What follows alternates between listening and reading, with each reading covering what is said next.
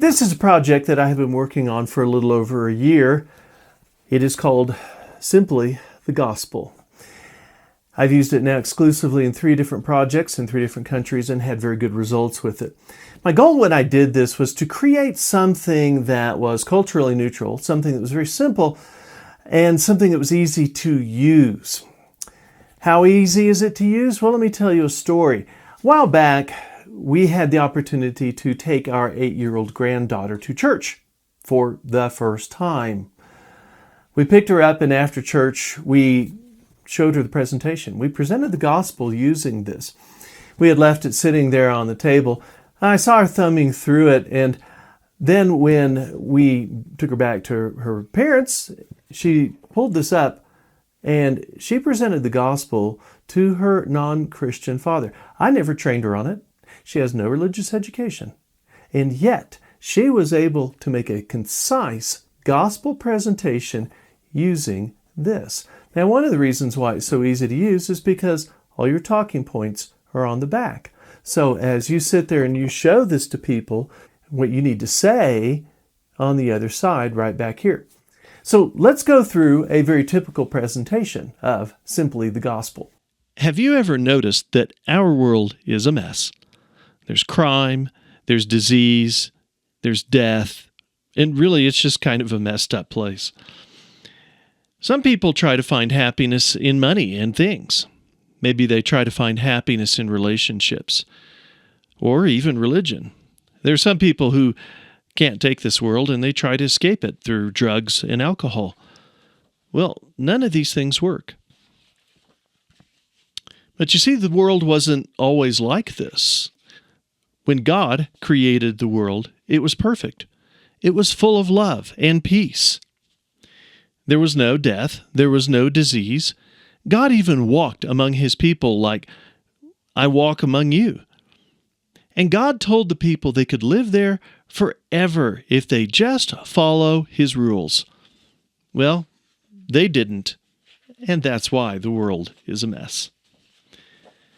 But you may ask, who is God? Well, see, God existed before the world.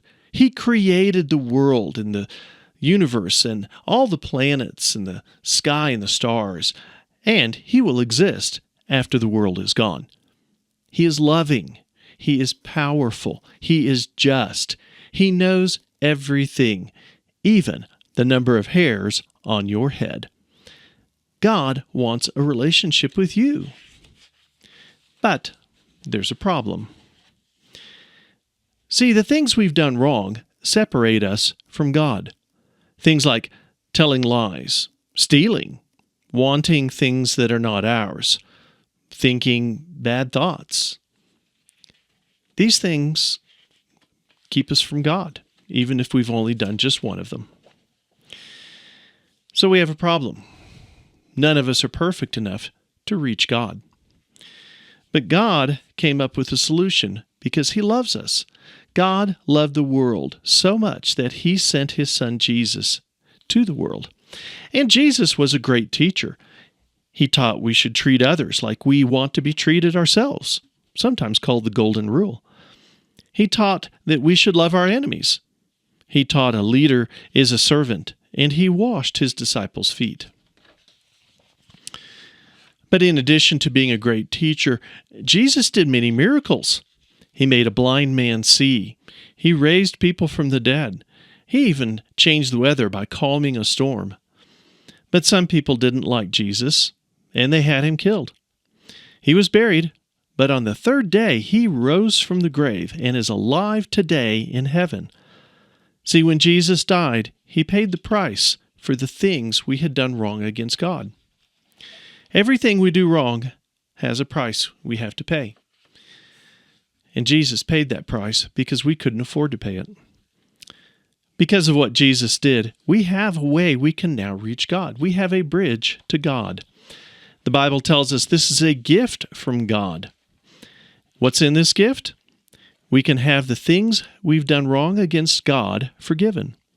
He will send his Spirit to live in our hearts. We can pray to God at any time.